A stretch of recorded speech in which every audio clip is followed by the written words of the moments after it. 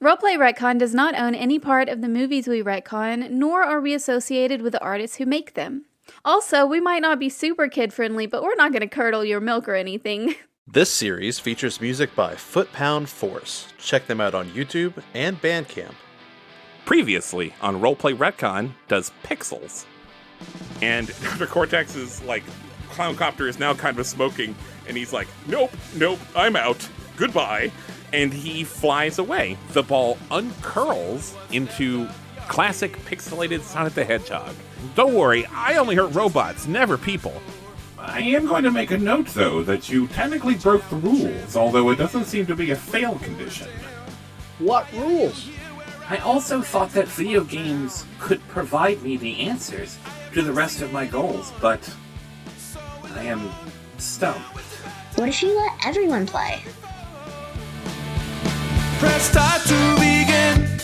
Press start to begin. Press start to begin. Press start to begin.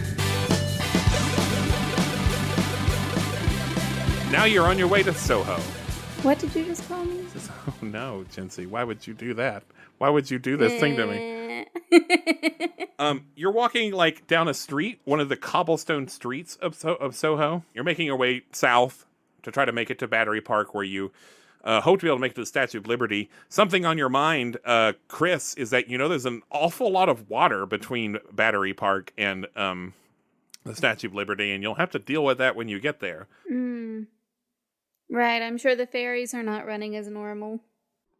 And I forgot to mention this last episode, you each got 5 coins for defeating the little RPG monsters. So you're on a cobbled street of Soho. And as you're walking down this cobbled street, a man dressed like a ninja, he has blue ninja garb on. And who here has played Mortal Kombat? That isn't Alex. I know Alex has, but Hank doesn't know about Mortal Kombat. Okay, then you would probably recognize Sub-Zero. Oh boy. Sub-Zero's weird. Sub-Zero looks like he's made out of those polygons like Barrett was, but he has realistic projections on the polygons, so he kind of looks like a blocky real person. So Sub-Zero is just standing at the end of this this cobblestone street, and he points to Hank, and he just does a beckoning thing with his hand. I suppose he wants for me to come over for a chat. Are you familiar with Mortal Kombat, as in the game, or as in the term at all? No. You might know what the words mean, Hank. You can't tell Hank what he knows. So, this fella is from a game called Mortal Kombat. So, I think you're going to have to fight him. To remind you, Sub-Zero cannot actually harm you, but I would call him deadly as far as your hearts and lives go. Well, there's no time like the present. And I draw my chainsaw sword and my shield, and I advance toward him. Fight! So Sub-Zero kind of comes at you. He is moving in a straight line, and you see him duck and then kind of lean forward a little bit, and then he fires fires is the worst word, but he shoots several icicles out of his hand toward you. I take my shield, and then I put it between me and the icicles. You've got a good block going on here. But it just doesn't do anything. The icicles just phase through your shield and hit you, and you lose 2 hearts. You gotta try to jump over those, or if you successfully attack Sub-Zero, you can actually freeze cancel them. You can't get frozen after you hit them. I'm gonna make you do a spot check to have done that. Okay. And you remember you can invoke too. You can invoke to help other people too. Yeah, I'll invoke my signature move. Old school arcades are my cup of tea. Okay. What did you roll? Well, I got +3 and +3, so 6. Okay, well that's succeeding with style. You also notice that Sub-Zero had to do the moves. He had to crouch and then lean forward. He had to go down, forward, low punch to do his ice freeze. And you also remember that you just came from another challenge that had some like very specific rules. And I'll give you even another one. I'm going to Control-C something and put it into the old Discord chat. Yep, there you go. Heck yes. I know exactly what you're doing. Yes. Here is all of Sub-Zero's moves. You've played a lot of Mortal Kombat, Frank. You remember all of Sub-Zero's moves. Nice. Hey, the Babality. Was Babality and we must be fighting MK2. Okay. Well, I remember his moves, but would this also indicate that Hank needs to quote unquote play by the rules in order to officially succeed? I think you're like metagaming even in universe. You don't know that. You don't know what Dongle's intentions are or Anna's intentions are here. Hank, try the following. Like, kind of crouch down and then move forward a little bit and then punch forward with your chainsaw. Just one smooth motion. One smooth motion. Forward and punch. Do a punch roll for me. That'll be +2. You fail this by a couple of shifts, but the way this works in Fate Core, one of the things I really love about Fate Core is failure like almost never means you don't get to do what you set out to do. It comes like I hate it. Like I hate in RPGs when you like try to do a cool thing, they don't let you do the thing. You almost always get to do the thing in Fate Core. But often failure means you can do what you want at a cost. And so this is, you fail to put in this input a couple of times. Like you're trying to do it right, you know, like when you're playing a fighting game and you're like trying to put in the special move. And like, he's like punched you and kicked you a few times, like while you've done it. Can I spend a coin to invoke my signature hamster-driven laser chainsaw to re-roll this? Okay. Now it's just a 0. You lose 3 more hearts. But what was the move he just put in, Frank? Ice freeze. Some ice shards come out of your hands, Hank, and it hits Sub-Zero. Sub-Zero staggers a little bit, and you think you could get another hit in. I'm just gonna run up and hit him with my chainsaw sword. Roll me an attack roll. All right, that's 4 negatives. Oh boy. So that'll be a -1 total. I mean, I can spend another coin to invoke my hamster-driven chainsaw to reroll again. With my reroll, it is now a +3. Some like red pixels come out of him, and now he's like staggering, right? He's like really doing like a exaggerated like staggering animation. Take a step back, duck, and then kick real high. All right, let's just say back, duck, kick real high. What's your friendship? What's Hank's friendship move? I expect that Hank pulls out from his pouch a jar of milk and tosses it to Sub-Zero, and then pulls out another one, and we both drink at the same time. Sub-Zero is like, and he gestures for you to move onward, and then he reaches inside of his pocket and he hands you 10 coins. Hey, you want to come with? Is that or are you just stuck here? Sub-Zero just keeps doing what he's doing, and Sonic says, I don't think that's gonna work. I think I'm kind of a special case, and you're probably not gonna convince anyone else to come with you. Well, we're happy to have you. I would like to slip 2 coins into my pouch to pull out a red potion and regain all my hearts.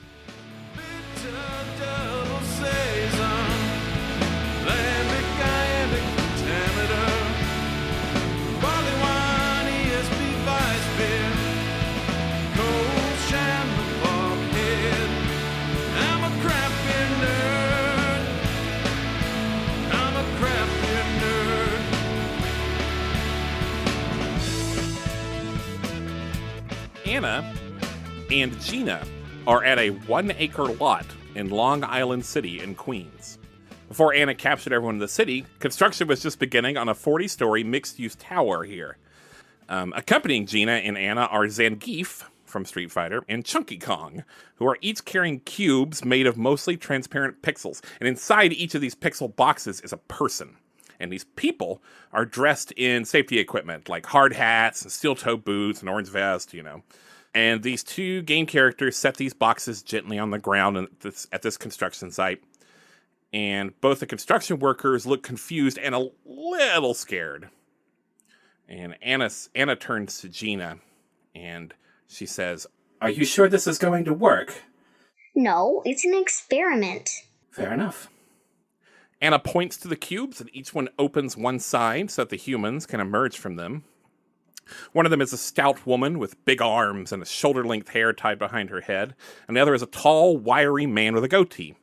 Both of them look like they're in their mid-30s. Chunky Kong and Zangief hand the woman a diamond pickaxe from Minecraft and the man a jackhammer from Dig Dug 2. What do you want from us? The woman asks. Everything's okay. Just do your jobs. Trust me. The workers exchange a look, and then the woman swings her pickaxe to break the ground. When the pickaxe strikes, it makes a sizable crack in the old asphalt from whatever structure lived in the lot before it got torn down. And as she does, a hologram appears above her head that says, "Plus 100. She looks at the pickaxe in her hands, fascinated. "What's wrong?" says the man. "It felt good, Nick," she says. "Try it." Nick presses the giant square button on the top of his Dig Dug jackhammer and makes several pockmarks in the asphalt, loosening stone and dirt. With each strike of the hammer, a plus 10 appears above his head. He stops. I've never felt this way. "We used our tools, and the numbers went up." Both share a look as something dawns on both of them, and then they start furiously working to break up the asphalt as fast as they can. A nearby billboard for luxury spray paint is replaced by a pixel scoreboard with both Dana and Nick's names on it. Their scores update in real time, and their names constantly swap places as they jockey to be the top scorer. Gina looks up at Anna's red, angular head and smiles. And in the background, Dana shouts, Oh, I found a power-up! And her pickaxe grows 3 times as big. Anna's face doesn't register any emotion, but she returns Gina's look and nods respectfully. Anna puts out a hand, and a holographic screen appears above her palm. It reads, "Goal updated."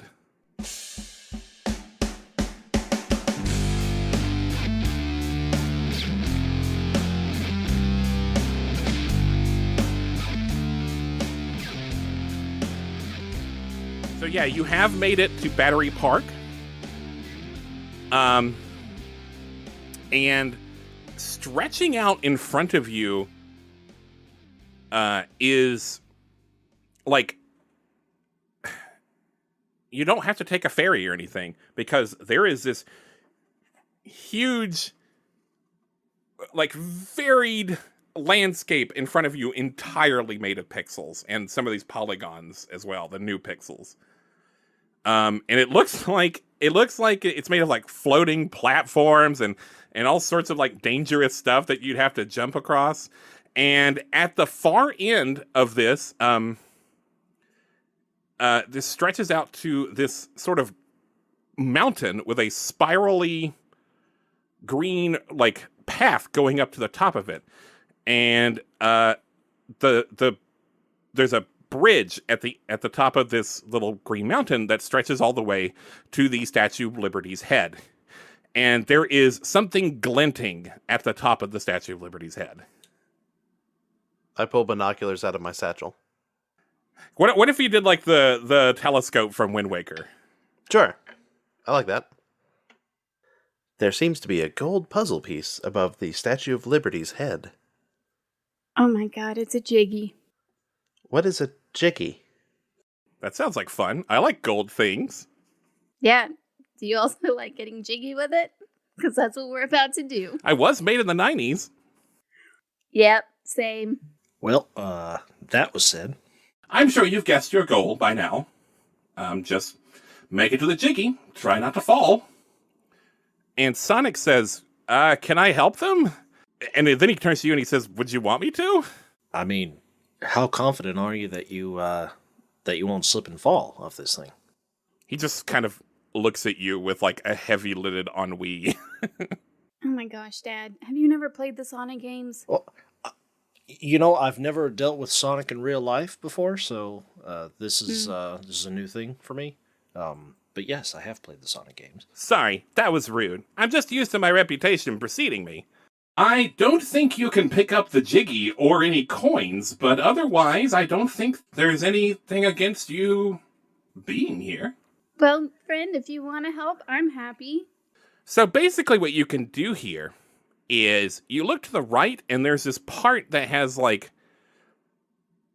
it's just made of like stones and there's some chimney jumps and you can see some of those womps on the top, which is not the blocks that float up, and they're the ones that have the arms and legs and go, those guys.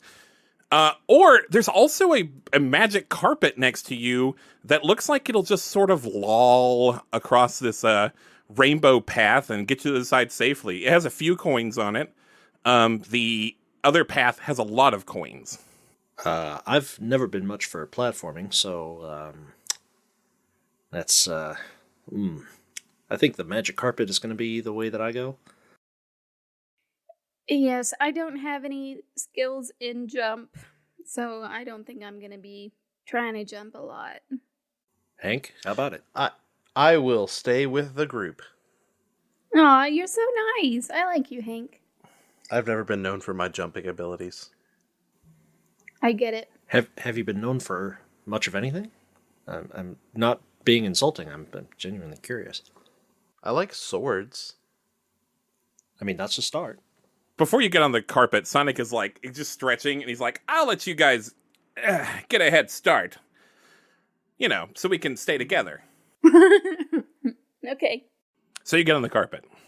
As you do, some coins just sort of run into you. 1 coin, 2 coins, 3 coins. Yeah. Did you want to combo with that first coin? Yes. We'll just say you get That's your a good full allotment of coins. You each get 2. You get the full 6, and you each get 2. And as you grab this third coin and combo, you look back to see if Sonic is about to get started, and you see something coming up behind Sonic. Not like sneaking up behind Sonic to like push him over and kill him or something, but like there's just someone else approaching, and you see that it's Banjo and Kazooie, and they jog past Sonic and start in the other side of this course, and they start making like really good time. And Sonic is like, hey, we got friends. Do you know who these guys are? Are they good? What? I suspect they're also after the Jiggy. We have to speed run Banjo and Kazooie. I could do that, but what do you want me to do? I don't know, maybe just like distract them. So Sonic does his best to do this. He runs circles around them, and he turns into a ball and spin dashes into them a couple of times to trip them up. And this is enough of a distraction for you to reach the end of your magic carpet ride before Banjo and Kazooie get through the course on the other side. Banjo, takes Kazooie out of his backpack like a rifle and, cocks her neck, and then, an egg fires out of Kazooie's mouth and strikes Sonic. And, holographic gold rings all fall out of Sonic. And he kind of looks dazed for a second, and he's like, no, don't worry, look. And he grabs up 5 or 6 rings, and he's like, I'm good, as long as I got at least one of these. So you've arrived at the next part of this course, and it's changed from being the Mario 64-like course to instead now in front of you is just one path, and it's made up of curved, smooth concrete. And you see several billboards sort of sticking out of the apexes of some of these walls and half pipes and stuff. It says Tony Hawk's Pro Skater. There's it's the one that's in the foundry, right? With the where it makes molten metal and stuff. You can also just fall into the ocean here too. So Banjo and Kazooie are running forward. They're doing the Talon Trot. There are 4 skateboards here. Now there's 3. Banjo and Kazooie don't need a skateboard. I hop on my skateboard. All right. Like before, there's an easier path that has fewer coins, and there's a quicker but riskier path that has lots of coins. Well, I'm starting to feel anxious at this point. How are y'all feeling? It does look like we need to make up some time. Nothing hazarded, nothing gained, I suppose. So the first thing you have to do is jump over one of these, like, pits of molten metal. So we'll let one person, like, do the roll, and it'll be good for everyone. So one person do me a jump. One person do me a jump. Frank! Frank. How about if, so it's a pit of molten steel, right?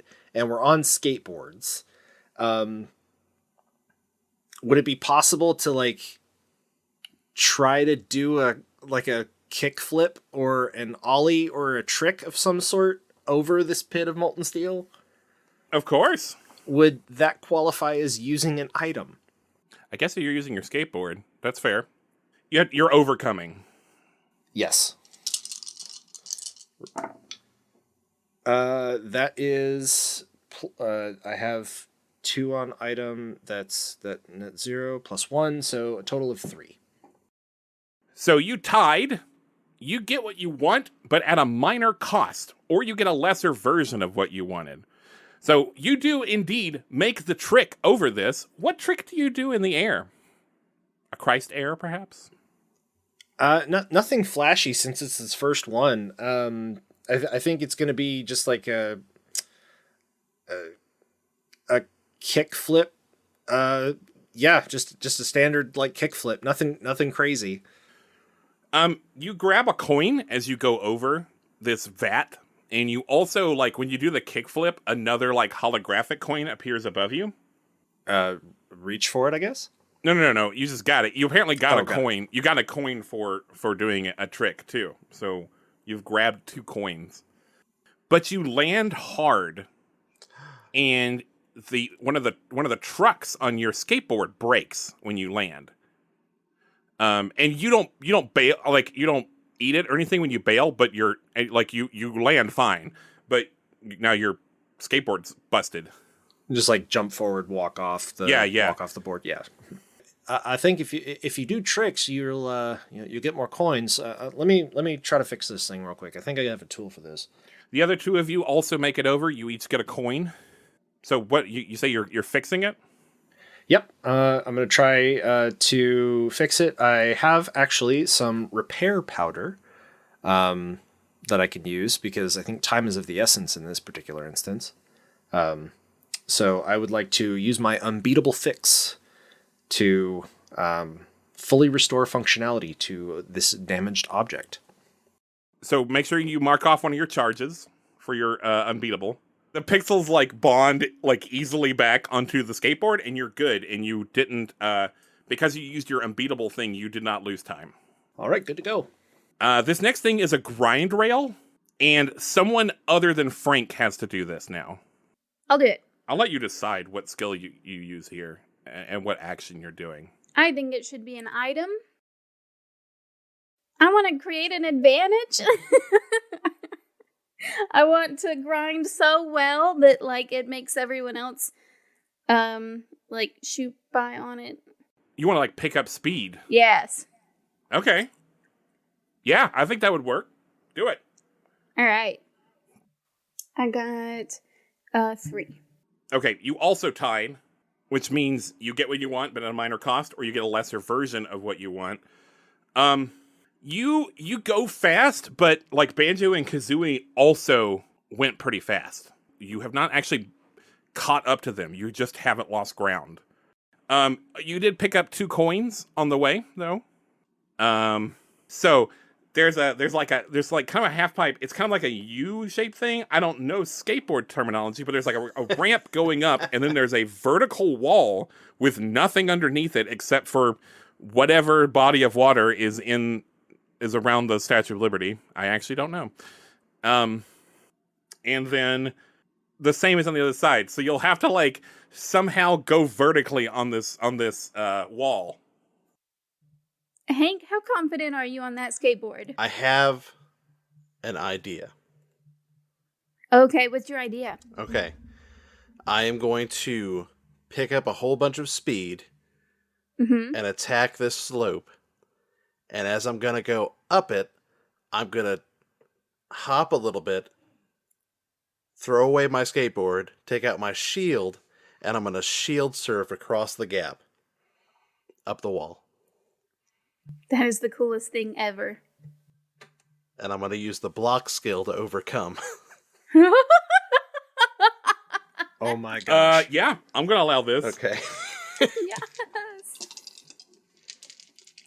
Incredible.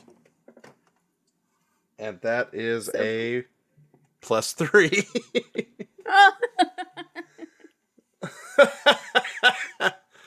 You did technically fail, though. Can I use my signature aspect Stalwart Defender to spend a coin to add +2?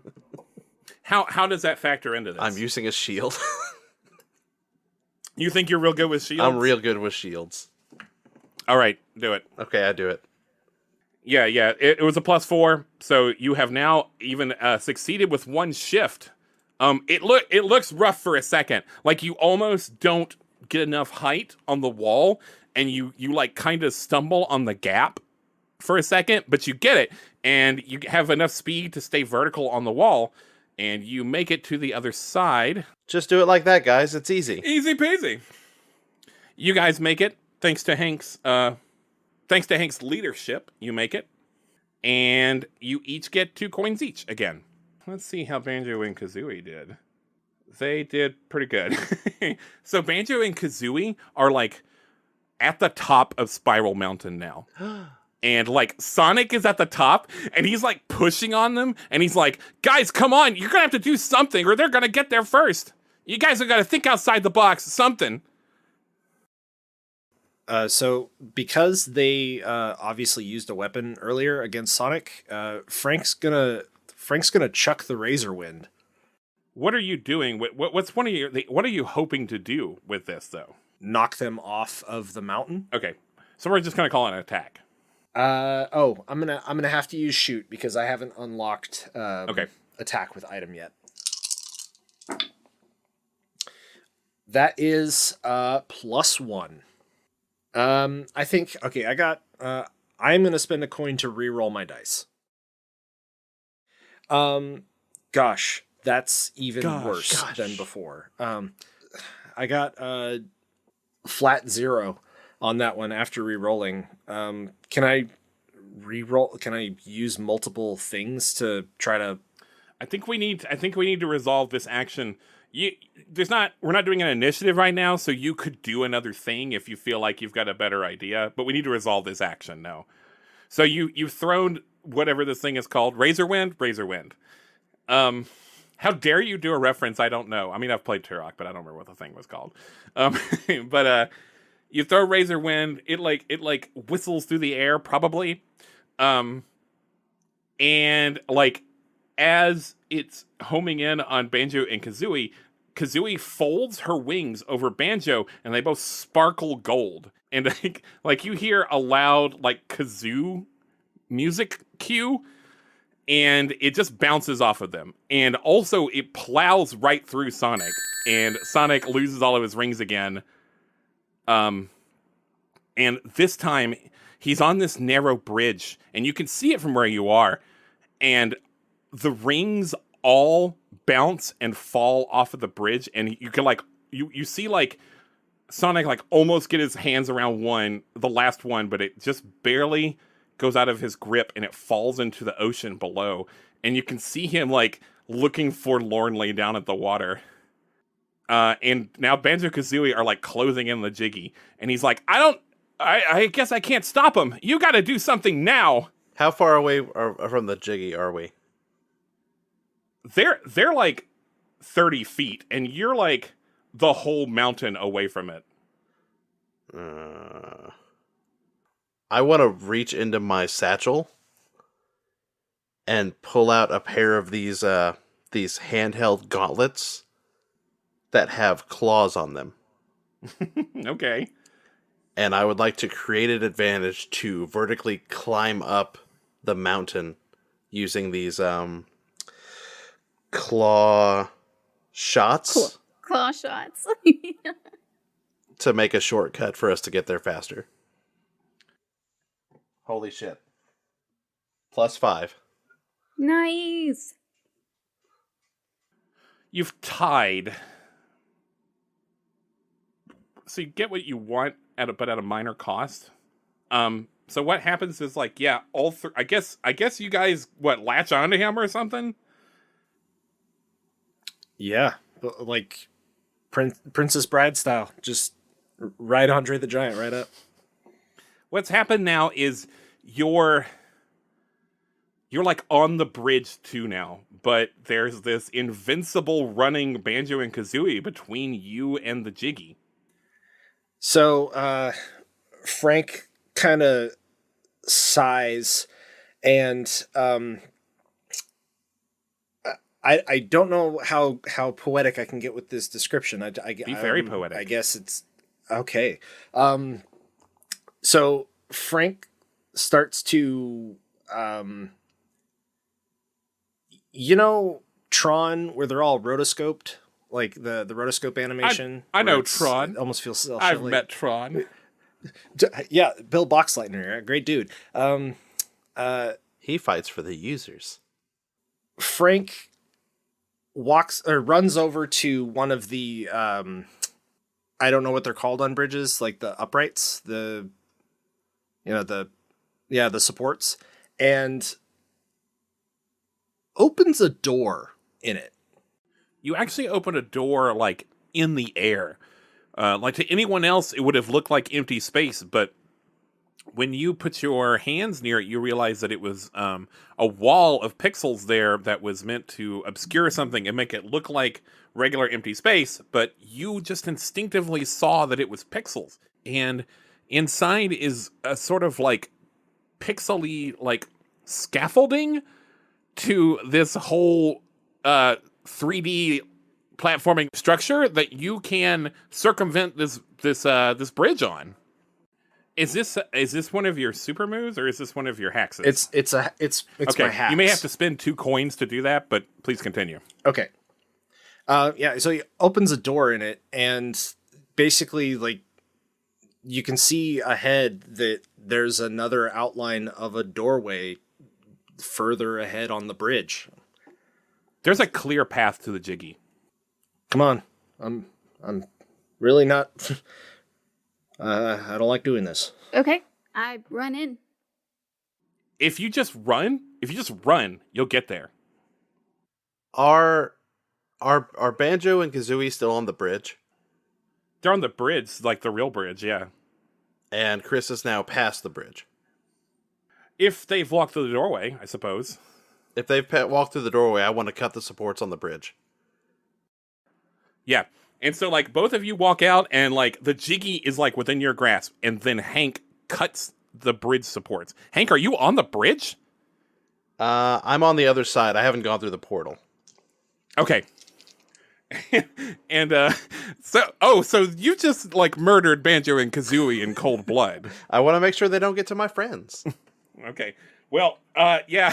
So it cuts, and, like, Banjo goes, uh-oh. and they both just like tumble head over heels, and you hear Banjo go, whoa. And then this bummer banjo tune starts playing. Somewhere a witch starts laughing. I was thinking the same thing. You do hear that. And then a witch laughs from like nowhere. You're like, and then like you think it might have come from Dongle, but you're not sure. And then yeah, you can just the opposition is gone. Hank is on the wrong side of the bridge, but I suppose he could probably still get through the door. He does. And you've got it. It's in your hand. It's just a gold puzzle piece made out of pixels. Well done. That one was pretty close. I actually got a little worried there about you. Did you really? Is that so odd? I guess, everyone's going to grow at some point, right? So why would it be odd? Everything I'm doing here is because I care about you. I thought you specifically said that, like, you didn't and that you weren't on our side, but, like, one of you had to and you drew the short straw. No, I'm so sorry that you heard it that way. I just told you that I wasn't a contestant here. I was more of a referee. But I care very much about you. Both of us do. I thought we were friends. I mean, friends can be mistaken about each other. That doesn't lessen the friendship. Dr. Neocortex interrupts this awkward silence by flying up in the clown copter, and he says, Why are you here if you've got it already? We literally just grabbed it, Cortez. No, what? No, the Jiggy isn't the prize. He doesn't get to finish his sentence because all of a sudden this maelstrom whips around all of you. And Neocortex is caught up in this maelstrom, and he's screaming and screaming. He's like, oh! And he is dragged by this vortex behind one of the spikes on the Statue of Liberty's crown, and he disappears behind it. And then a small round figure steps out from behind this same spike, and it's small and round and pink, and it has this neutral blank expression on its face, which is like 90% of its body. And Kirby utters a single word quietly. Poyo. Run. Well, this isn't good. Where are we now? Head reached by stars, heels dug in the ground. Where do we go? We touch all points simultaneously as we grow. 3, 2, 1, 0.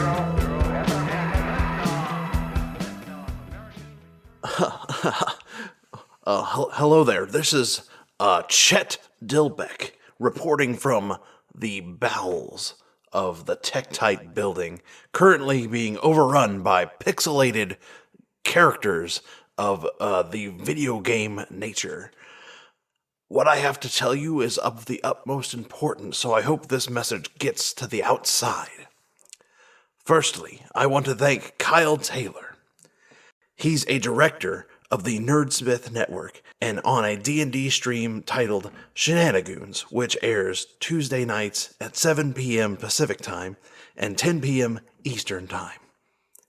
I'd also like to thank a Miranda Rose Thorvaldson for dubbing the lines of a little girl named Gina.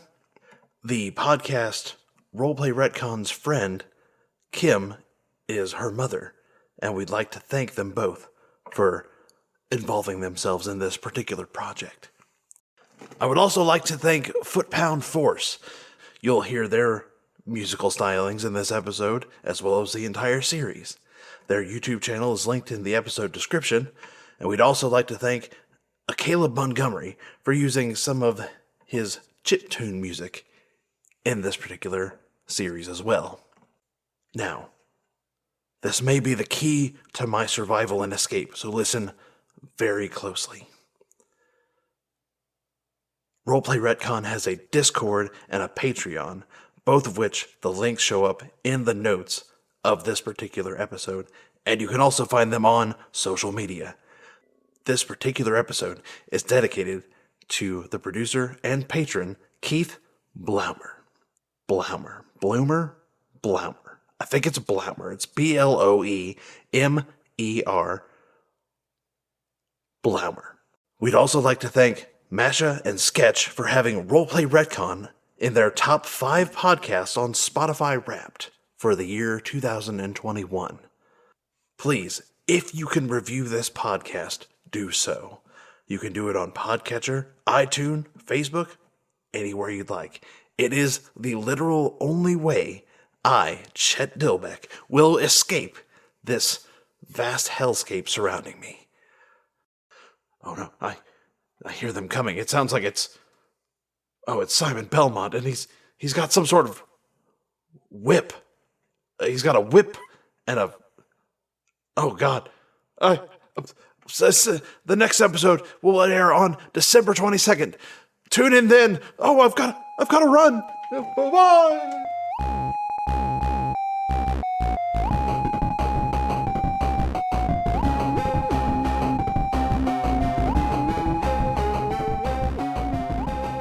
What was Cortez talking about? What do we have? We have a boss fight is what we have. I don't want that. So everyone do that spot check. I got a -1. I got a 1. 7.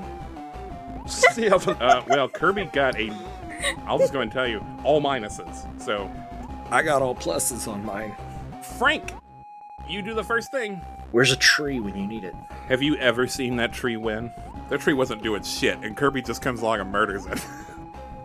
Frank doesn't really know what to do.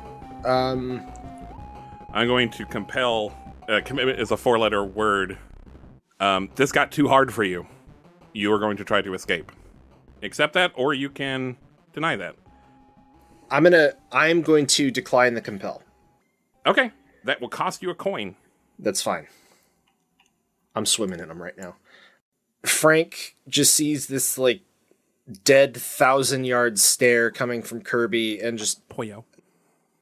He looks at Hank's bag that Hank has been pulling all manner of useful items out and looks down at his own mechanic's bag and drops it to the ground and starts rummaging through it. I'm gonna try to build something real quick. So what he's going to try to do is create an advantage by creating something that's almost like in Dragonheart where it was Kevin Costner, Dennis Quaid is inside the dragon's mouth with the sword, and the dragon can't swallow him because the sword's in the roof of his mouth. Yeah. Frank is going to try to make something that is going to prevent Kirby from, basically it's going to be bigger than Kirby can swallow. That 4-way tire iron looking thing, it's like a plus sign but made of metal with wrenches on the ends. I have no better way to describe that. Basically like that, but to help prevent Kirby, I guess as a anti-swallowing thing, like a swallowing prevention tool. Would you call that a fix, or would you call that an item? I think it would be an item. Item is kind of described as how likely it is that you'll have the thing you need in a situation. And that is a total of 1. This isn't opposed or anything, because you're just building something, so you're not in a contest with Kirby to outbuild him. So you just got to get above 0 to succeed. So you've done that. You succeed, no cost. Now it is it's Chris's turn. Hey, Dad, you want me to do something with that? I mean, if you could jab it in his mouth, he won't be able to swallow us. All right, bet. I take the thing from him, and I put it on the end of one of my crossbows, and I shoot it at Kirby. Okay. So do a shoot, I guess, an attack. That is a +5. So you've tied. The time no one gets a victory, and an unexpected twist occurs.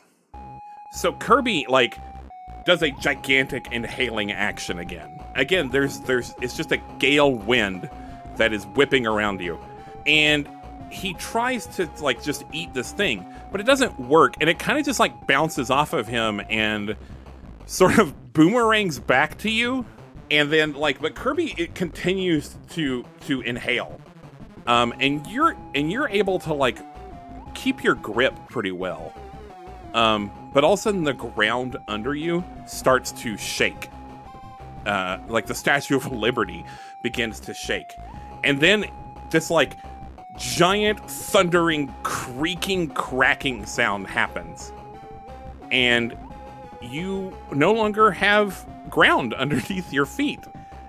And you see the last of the Statue of Liberty slurp into Kirby's mouth.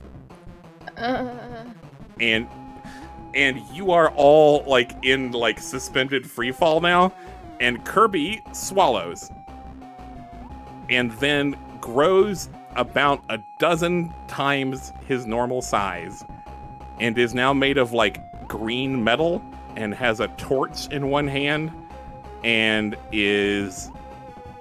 has this like crown on, and like you and him are both like in free fall now. And now it's Hank's turn. Okay, so we're free falling. You're free falling. I'm gonna try to kind of guide myself to the other two, yell for them to grab on, and then I reach into my satchel and pull out this giant cloth that I'm gonna use as a parachute. Okay. What do you call it? It's like a sail, Uh-huh. but it's made of cloth. Uh-huh. So maybe like a cloth sail? I think you're onto something. I think you're getting there, I bud. think I'm going to workshop the title of it a little bit. Yeah. Yeah, you're gonna do an item roll. And I think you're gonna create an advantage. Yeah. Or would it be like overcoming fall death? Yeah, I guess it is. Kirby isn't like trying to interfere with this, so you don't have to do any kind of like. I mean, he is sort of, but not. It's not really a contest. So you've done it. Good job. You saved your friends from death. Yay. Both you and Kirby are like now on the ground where like the Statue of Liberty used to be. And then Sonic does a homing attack on Kirby, and Kirby takes 2 hearts of damage. And he goes, nailed it. Maybe Sonic has done all Sonic can do, and Sonic should go on Sonic's merry way. What? He just did 2 hearts of damage. Yeah, Sonic helped a lot, and now we're going to keep Sonic from dying by letting Sonic keep on running. That's nice of you, man, but the only direction I don't run is away. You run away all the time.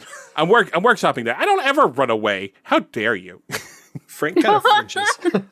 I always run from left to right in the advancing. You can't even run left sometimes.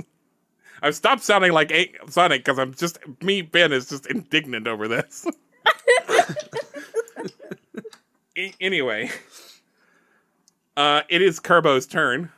I better say Kirby, or people are gonna think It's like he's not even Kirby anymore.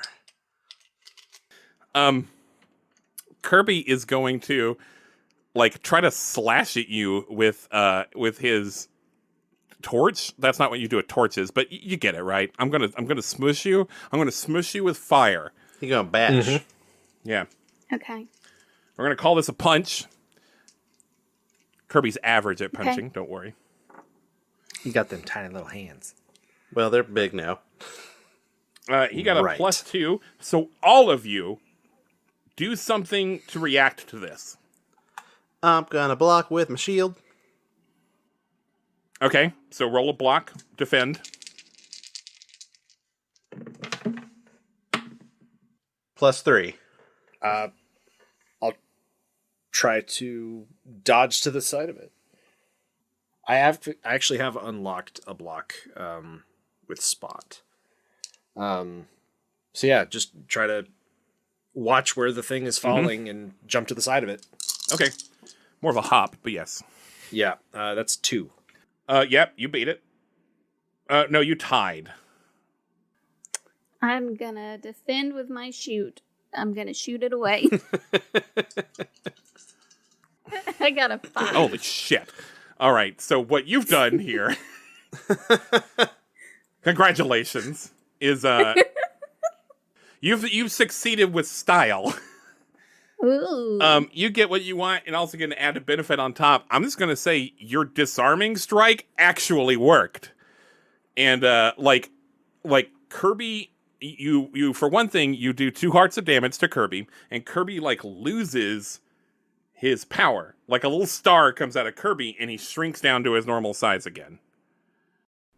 And the Statue of Liberty, like, splashes down prone into the upper New York Bay, and the torch has come out of her hand. And it is now, like, hurtling toward Frank, who only tied on his defend roll.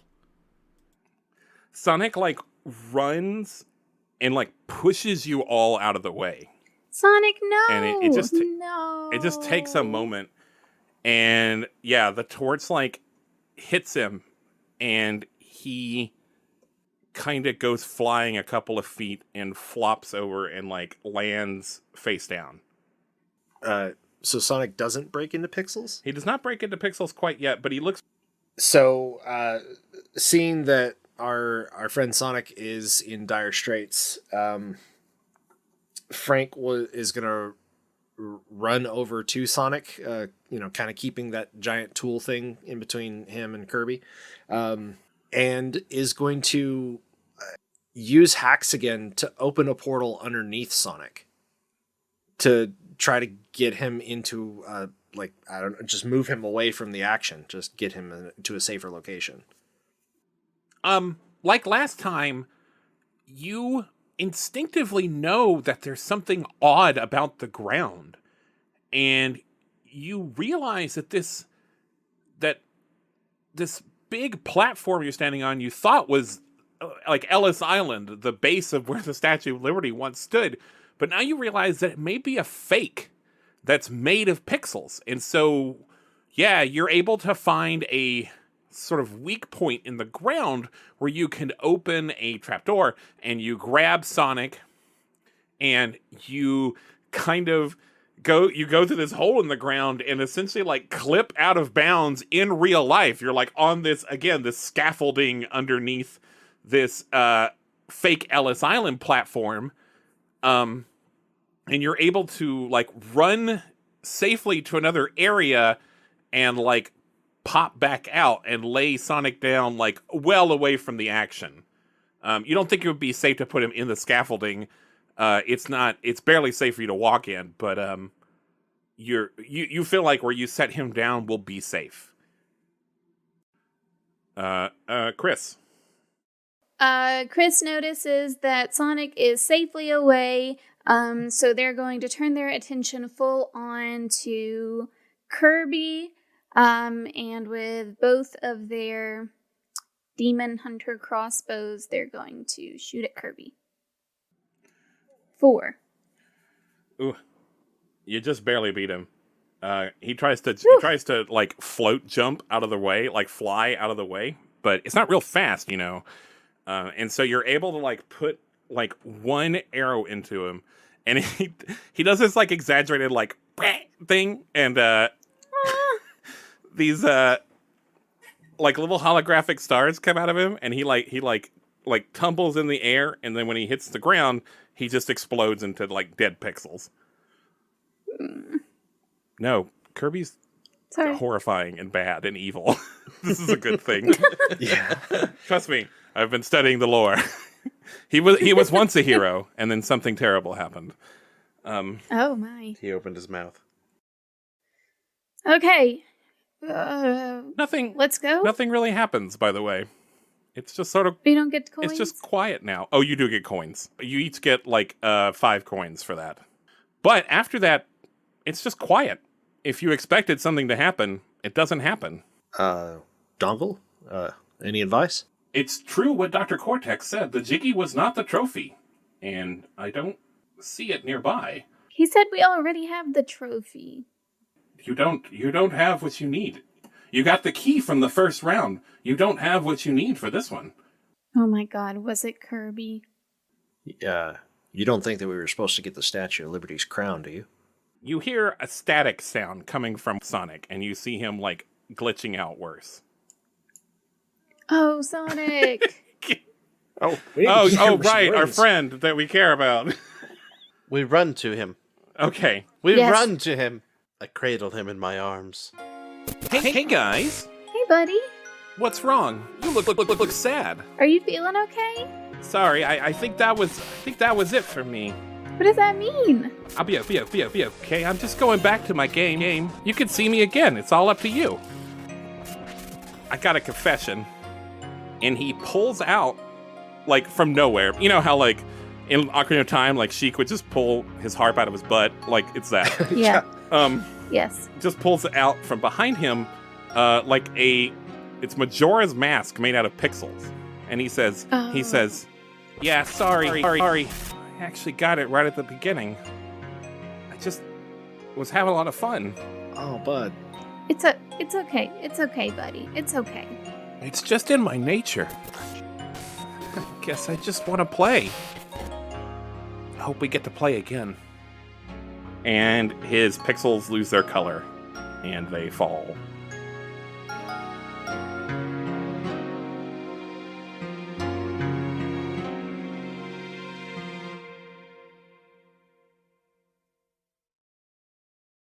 If you like to learn but you don't have the time to find out the reason or look up the rhyme, don't let your question just sit on the shelf. Submit your queries to Geek Thyself. Hello everyone, this is Heather from the Geek Thyself podcast. If you'd like to learn more, you can find me at nerdsmith.org or wherever you download podcasts. And until then, don't forget to geek thyself.